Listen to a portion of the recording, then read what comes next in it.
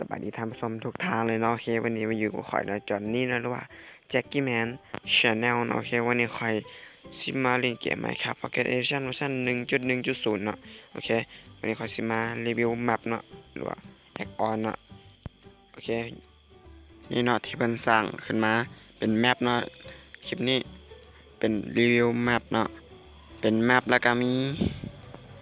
คอมเมนต์บ็อกพร้อมมาลังเลยเนาะคอมเมนต์บ็อกโอเคนี่เนาะกดทางขวานี่เพื่อเป็นนี่เนาะแมกมากับเป็นเกาะแมกมาเนาะชุดเกาะอย่างต่างๆโอเคเอาเดี๋ยวเห็นคอมเมนต์บ็อกลายว้าวอันนี้บริษัทเนาะมันมีอย่างนี้โอเคกลับมาบอลเก่าโอเคมากดทางซ้ายนี่เนาะเพื่อสีได้กองขึ้นมาเนาะนี่กองออกมาแล้วสุดเกาะอันสุดยอดนี่เนาะแต่แท้มันกะอยู่บนนี้ก็มีเนาะมันมาแทนที่ของเพชรเนาะนี่เป็นเพชรไดมอนด์เนาะไดมอนด์ทุกอย่างเลยนี่แต่ว่าอยู่ในกล่องนี่มันสิเป็นแต่ว่าในกล่องมันสิเทพกว่าเนาะมันเป็นชาติมาเลยเนาะโอเคหุบห่างก็สิเป็นแบบนั้นอยู่แต่ว่าเป็นแมกมาเนาะแต่ว่าแต่ที่ซื้อมันอย่างนี้มันก็สิเป็นไดมอนด์คือเก่าโอเคหลังจากที่ใส่มาหมดแล้วมาเอาสิมาลองมาตีเบิ่งนะเอาอย่างมาวะเราสิไปสู้กับวิเชอร์เบิ่งนะเห็นบ่เป็นวิเชอร์หัวอยู่ใส่โอเคเอาแอปเปิลไปนำแล้วก็หัวอยู่ใส่มาหัวบันไดลืมเฮ้ยโอเคเห็นแล้วเป็นวิเทอร์สเกลตันเนาะโอเคมาเอาซอมบี้พิกแมนนำโอเคเก็บหมดศูนย์เนาะโอเควางอ้าวผิดนี่มันหมูโอเคนี่มาแล้วเนาะไปเกี่ยวผิดโอเคมาไปวางไปซ้ำนี้พอนะมาหาสิตีกันเบิ้ง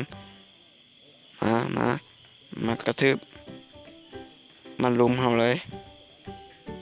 นี่เนาะตั้ง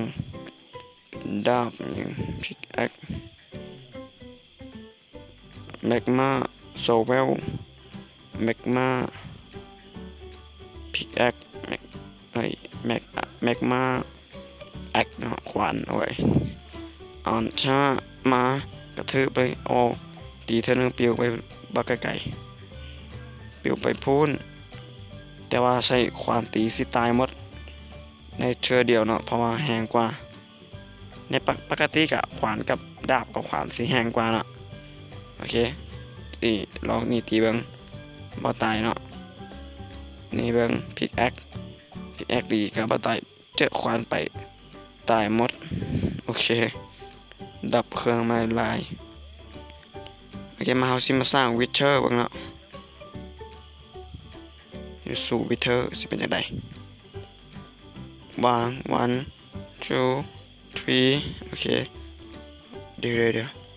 แลนก่อนมันสิระเบิดมันบ่โอเคกินป้องกันไว้ก่อนลองมาสู้เบิ่งว่ามันสิเทพบ่มายิงสั่งยิงอย่างวะเอาหมูแกะ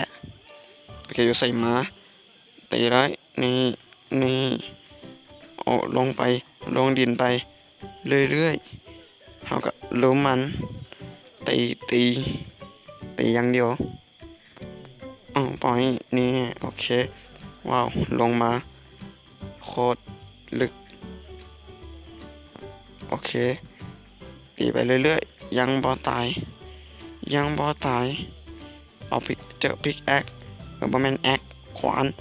เจอขวานเอา มันสิระเบิดแม่นบ่ให้แลนก่อนโอเคขึ้นมาแป๊บมีหยัง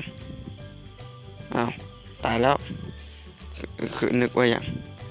โอเคได้ไปแล้วคิดว่าหยังมาได้มาได้เนเธอร์สตาร์มาแล้วโอเคขึ้นไปคักหลายเนาะขวานโคตรแห้งว้าวอากาศสดชื่นโอเคมาเบิ่งเฮาสิมาลองตีเบิ่งดับ1เทื่อ2เทื่อ3เอาตี3เทื่อแล้วถึงสิตายแต่ว่าเป็นขวานถ้าขวานเทื่อเดียวก็ตายโอเคตีบ่ถึกโอเคมีสำนี้เนาะโอเคก็ถือว่าจบลงไปแล้วเนาะโอเคลิงก์ก็อยู่ใต้คลิปเลยเนาะลิงก์แมปเนาะมาพร้อมคอมเมนต์บล็อกเลยเนาะโอเคถ้าใครนะมาคลิปนี้เนาะหรือว่าคลิปใดเนาะอย่าลืมกดไลค์กดแชร์กด Subscribe เพื่อเป็นกำลังใจในการให้คลิปต่อไปสำหรับวันนี้แล้วก็คำว่าสบายดีโอเคโคตรเท่เลยเนาะกลับไปลองกันเลยลองโหลดไปเล่นกันเลยเนาะโอเคบาย